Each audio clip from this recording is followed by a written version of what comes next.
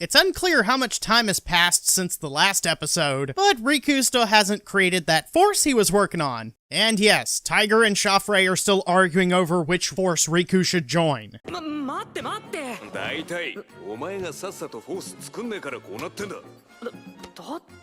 Even if you think Riku shouldn't have interrupted, Tiger just comes off as immature when he tells him, "It's your fault for not starting your force already." Tiger started off as a decent mentor character, but after episode 4, it seems like he was downgraded to be a little bit less sophisticated so that way he can bicker with Shoffrey all the time. This isn't like what Maggie did in episode 4, I think that's supposed to be cute. Shoffrey suggests that whoever built the rental Gunpla is clearly an accomplished builder, so maybe Riku should get them to join their force.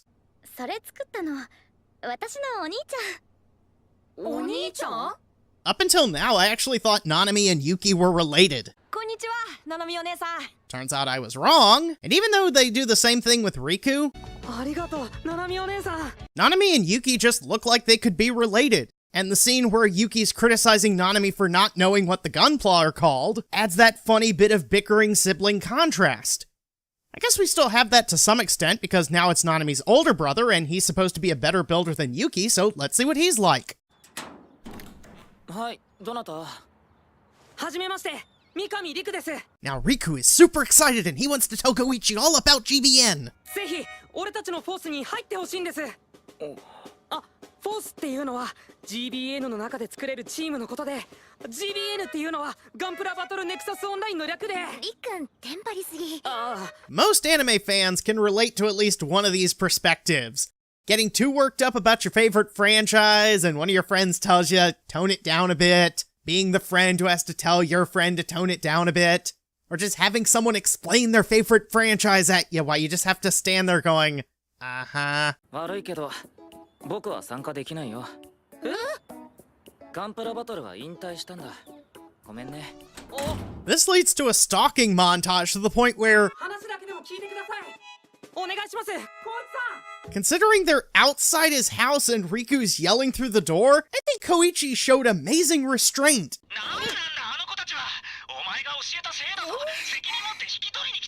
After the standard Japanese apology, we learn that Nozomi's brother Koichi was actually the famous builder K1. He hasn't been to any competitions, no one's heard from him in a while. He's kind of removed himself from public life. You know what a good idea would be? Let's tell our famous friends on GBN about this. 優秀なビルダーだと思ったよ。残念ながら私には及ばないが。さらっと自慢入れやがった。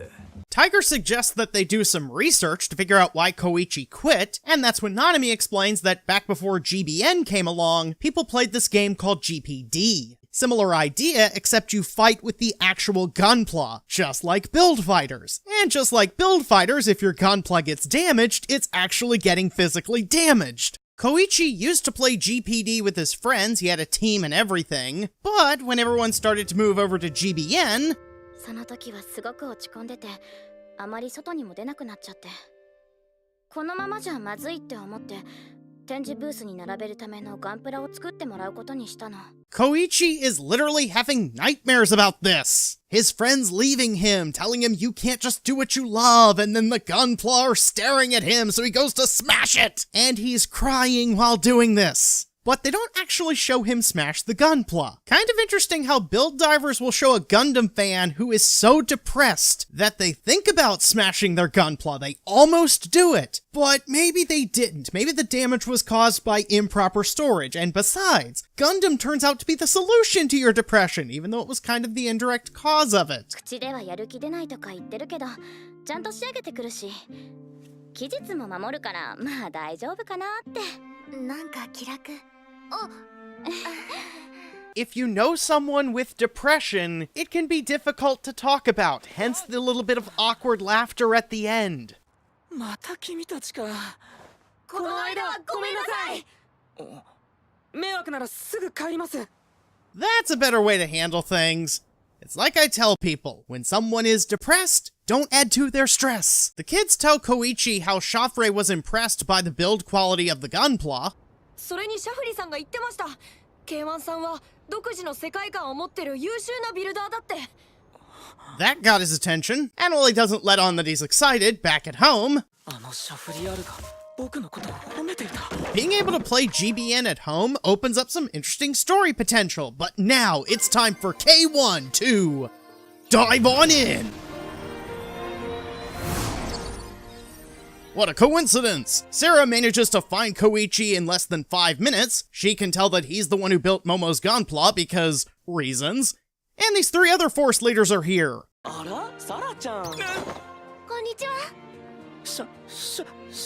I have trouble pronouncing his name too, but having all 3 of these famous Force leaders right here is a bit overwhelming for Koichi. It doesn't help that one of them asks him what his favorite Gunpla is in the most awkward way possible.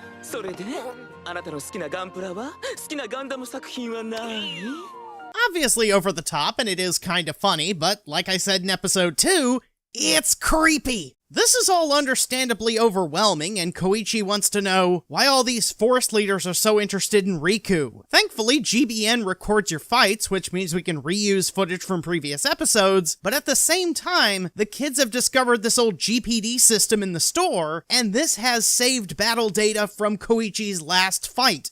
This is how you get your action quota without having to have a villain in the episode. Each side gets to see the other's skills, and this kinda doubles as a Gundam is awesome moment.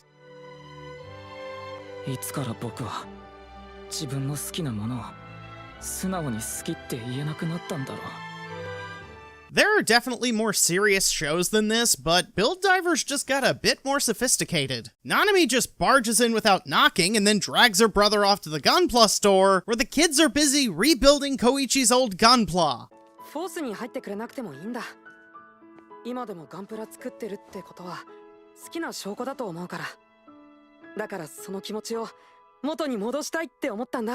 Build Divers is a show that doesn't take itself too seriously. This is supposed to be a fun, lighthearted anime about how awesome the Gundam franchise is, but this episode has a powerful message.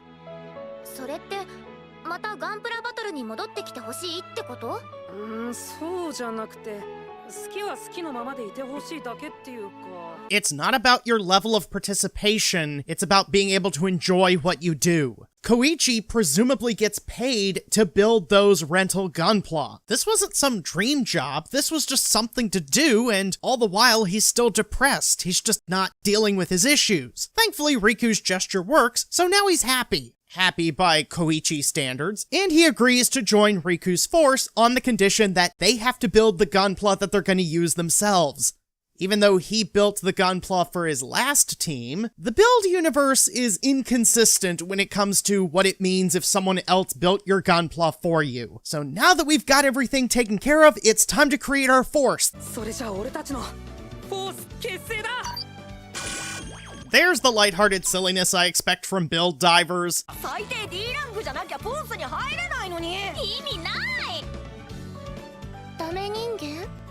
Having this silliness at the end brings the episode back to a typical lighthearted tone, and it shows that Koichi has gotten to the point where he can recover from these minor setbacks. That's important, because now Koichi needs to get good!